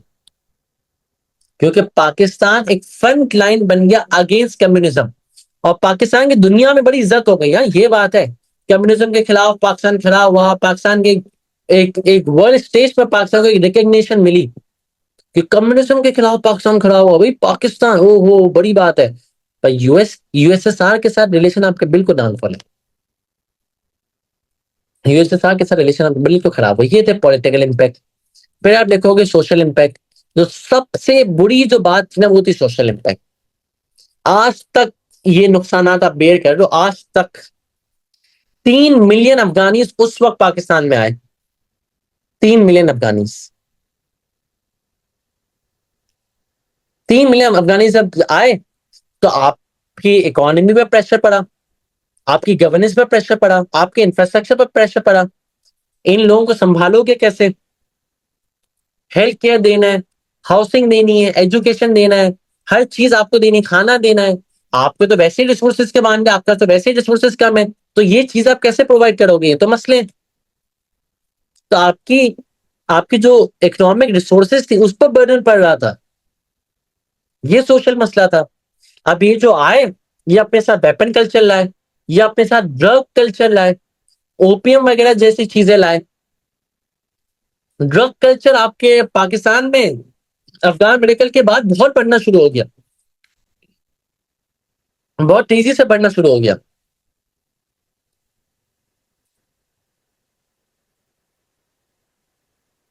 सारे पैसे रेफ्यूजीज पे थोड़ी लगाओगे। ये तो रेफ्यूजीज आते रहेंगे, देखते रहेंगे, अपना मामला खुद देखें। आपने तो अपनी इकोनॉमी में लगा दी, अपनी मिलिट्री पे लगा दी। अब इससे हो क्या रहा है? ओवर क्राउडिंग तो हो गई, अनएम्प्लॉयमेंट बढ़ रही है, क्राइम रेट बहुत तेजी से बढ़ रहा था, टेररिज्म, और इतना टेररिज्म बढ़ गया था। याद है नवाज शरीफ के दौर में हमने पढ़ा था, एंटी टेररिज्म कोर्स भी बने थे। इस सारे टेररिज्म जियाउल हक के दौर के बाद, ये अफगान मेडिकल के दौर के बाद बूम पर आया था सारा टेररिज्म। बेनजीर के दौर में भी हमने टेररिज्म देखा था। टेररिज्म बहुत बढ़ गया था जियाउल हक के दौर के बाद। वेपन ड्रग कल्चर बड़े अपने पीक पर था, क्लाशन कॉल्फ कल्चर, ये अपने पीक पर था। अच्छा, अगर हम मिलिट्री का इफेक्ट देखें, अफगान मेडिकल का इफेक्ट इम्पैक्ट मिलिट्री पर, तो हम देखेंगे कि $1.5 बिलियन की मिलिट्री एड दी थी यूएसए ने। और इससे हमने क्या करा? हमने अपने वेपन्स को मॉडर्नाइज करा, आर्म फोर्सेस को मॉडर्नाइज करा। मिलिट्री पर तो बहुत अच्छा इम्पैक्ट पड़ा। आपकी मिलिट्री कैपेबिलिटी बढ़ गई, आपको 40 F-16 जेट फाइटर्स मिले। और क्या चाहिए आपको? आपने कराची को मेजर नेवल बेस भी बना दिया। और तो और पाकिस्तान के पास इतनी मिलिट्री बेनिफिट्स आ गए, पाकिस्तान मिलिट्री में इतना ऊपर चला गया कि पाकिस्तान ने अपनी military support other Muslim countries को, मिडल ईस्ट को देना शुरू करी। तब से आप मिडल ईस्ट में थोड़ी सी आप मिलिट्री सपोर्ट कर रहे हो, क्योंकि जियाउल के दौर में इतनी आपने मिलिट्री स्ट्रांग कर दी कि दूसरे मुस्लिम कंट्रीज भी आपसे मिलिट्री सपोर्ट मांग रही है। अपग्रेड पर अपग्रेड करता है भाई, रुका ही नहीं। सब मिला सारा मिलिट्री पर लगा दिया भाई, मिलिट्री आपकी बड़ी ऊपर गई। समझ में आया? क्या सवाल था कि अफगान मेडिकल का इम्पैक्ट क्या सिर्फ इकोनॉमी पर था? तो इकोनॉमी पर था, ये पूरी बातें लिखोगे।